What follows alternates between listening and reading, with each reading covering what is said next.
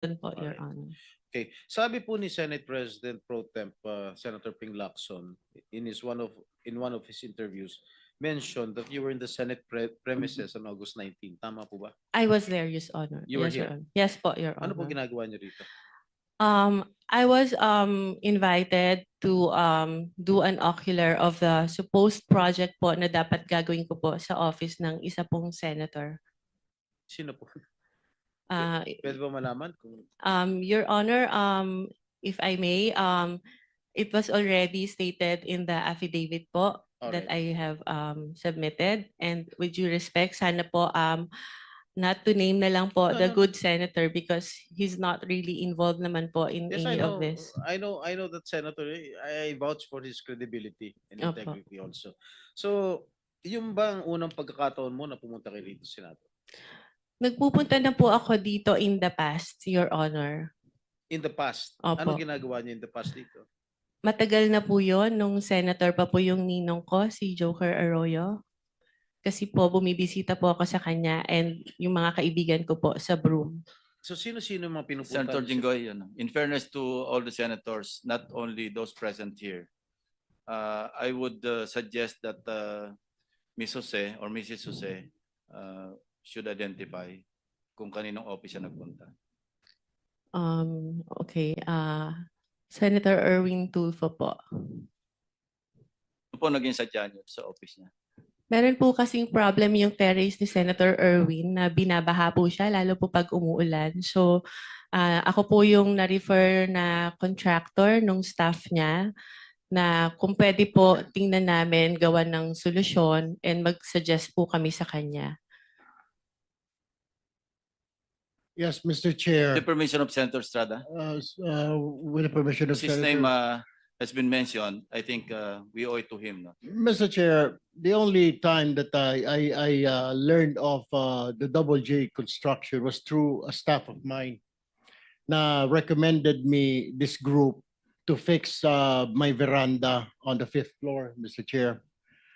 But when upon learning her name was mentioned by Engineer Bryce, we immediately requested to cancel all contracts with WJ, where I specifically ordered to terminate our office refurbishment project with WJ. And also, that was on September 9, Mr. Chair. And then on September 11, I issued another memo asking for an incident report to all concerned employees, specifically the friend of the Double J Construction, Mina Jose. And on September 18th, I passed an internal policy for gate pass and visitors pass requests na wala po muna kami natanggapin ng mga bisita because of that. Mr. Chair, this representation is willing to submit all the documents. The memo stated dated September 9, memo September 11, memo September 18, and of course the drawing submitted by Ms. Mina Jose for the refurbishment of my veranda on the 5th floor. Also, some contracts we're willing to submit for in this committee, Mr. Chair. Thank you. Mrs. Jose, meron pong sinabit sa aming opisina yung Director General, CCTV footage. So gusto ko lang malaman din para sa kaalaman ng lahat. Bukod sa opisina ni Senator Erwin Tulfo, saan po pa kayo nagpunta? Meron pa po akong pinuntahang office at sabi ko nga po, may mga kaibigan po ako sa Broome na tinext ko na papunta ako ng Senate and I want to see them. Can we flash on the screen yung footage, yung CCTV? Linawin mo yung Broome. Ano yung Broome? It's the Blue Ribbon Oversight Yes, Office hindi Management, alam Your ng Honor. public. Masusundan na lang natin ito, no? Ano, sa 3rd floor na ba ito? Doon muna sa ground floor. August 19. Yeah. August 19, correct.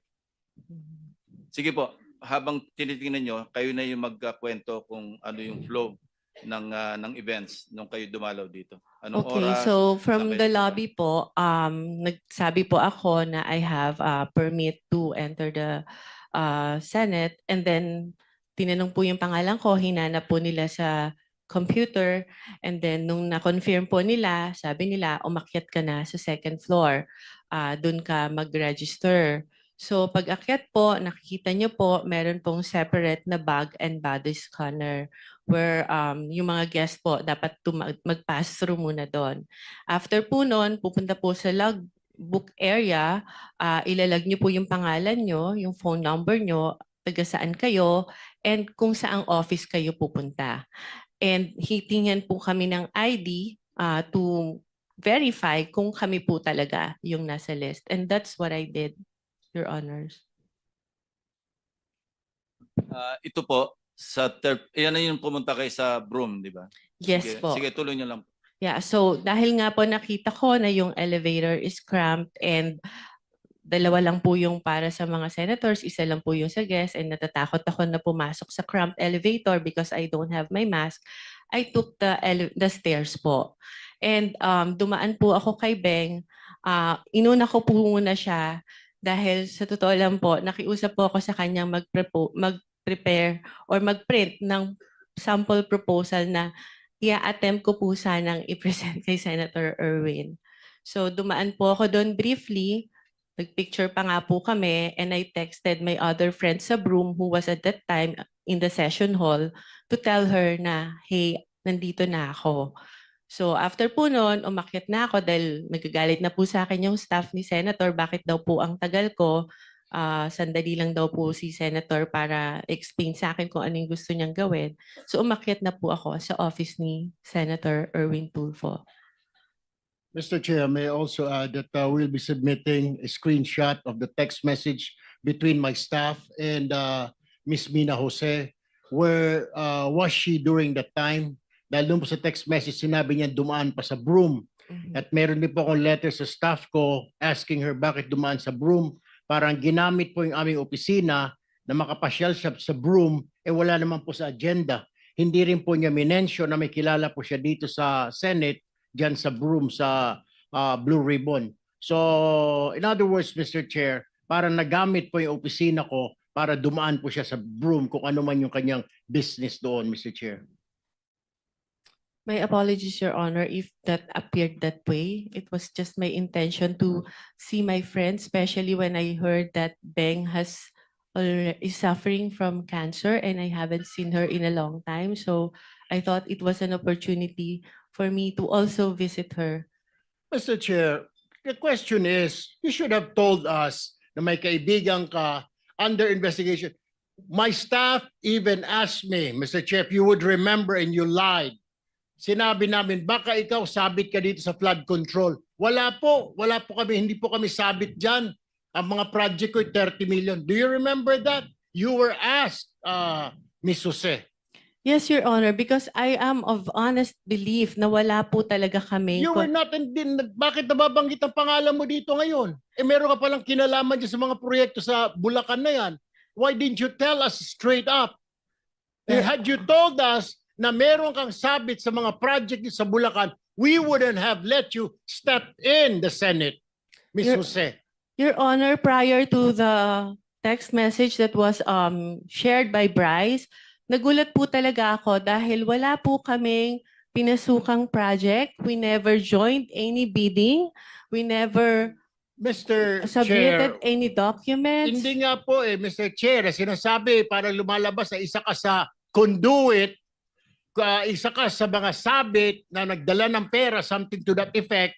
Hindi ko naman sinasabi na kasama ka sa proyekto, pero sabit ka sa problema sa flood control. You should have told us. You should have informed my staff na pumunta ka rito na dadaan po muna ako. How hard is that to say? Pakisabi kay Senator, dadaanan ko muna yung kaibigan ko sa Broome na may sakit na cancer. Why didn't you do that, Ms. Jose, Mr. Chair?